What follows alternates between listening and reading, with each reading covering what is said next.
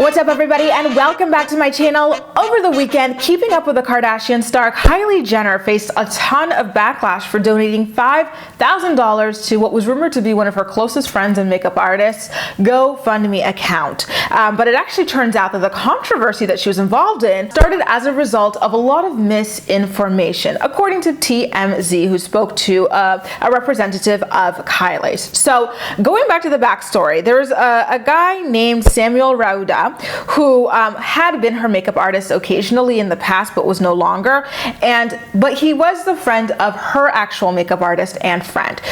Somewhere in like the news piece that got convoluted and it turned into Kylie's current makeup artist and Kylie's current friend having gone through this accident. So that was the first thing, you know. So he unfortunately suffered a lot of very major injuries, number one being to his brain, and he needs to have some surgery. So family members of his decided to launch a GoFundMe account in order to raise money for the medical bills because America, and Kylie Jenner donated $5,000 towards it. And then she subsequently promoted it out to her followers. And so although Kylie's $5,000 donation actually pushed them over what they were looking for initially, which was $10,000, they had about $6,000 when she donated her $5,000. They did not stop and pull the GoFundMe when they met their goal. They let it keep on running on. And so of course, Kylie having a massive influence, her followers started donating a lot of money. And so people were like, wait, it's saying $60,000 raised and she only gave $5,000. Shouldn't she give the full $60,000 because she buys all these luxury cars,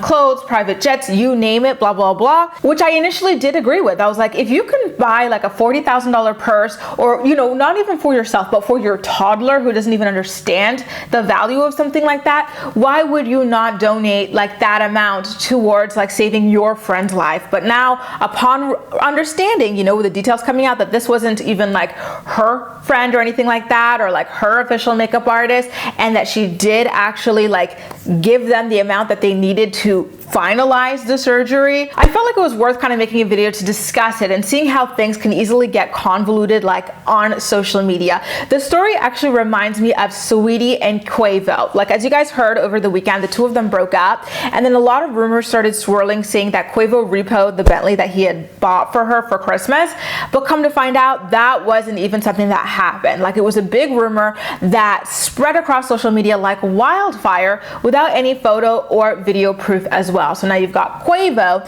and you've got Kylie, whose names are kind of being like dragged through the mud for things that weren't even true, right? It is quite crazy, and I think it is a good reminder to people about media literacy and the importance of seeing things and evidence for yourself before jumping to conclusions and deciding to tarnish people's names, essentially. You guys, I'm really curious to know how you guys feel about the Kylie Jenner GoFundMe scandal upon realizing that half the details that were initially being floated around about it aren't even true. There were so many like harsh memes being made about Kylie like all night. She was trending on Twitter for something that, you know, wasn't even the case. And I'm also kind of curious to know what you guys think. Just because she is this alleged billionaire, which hasn't even been certified or anything like that, or like confirmed, is she responsible for paying everybody's bills at the end of the day in her entourage, or no? Because, you know, on the one hand, the same people who are judging Kylie for not paying that money for her former makeup artist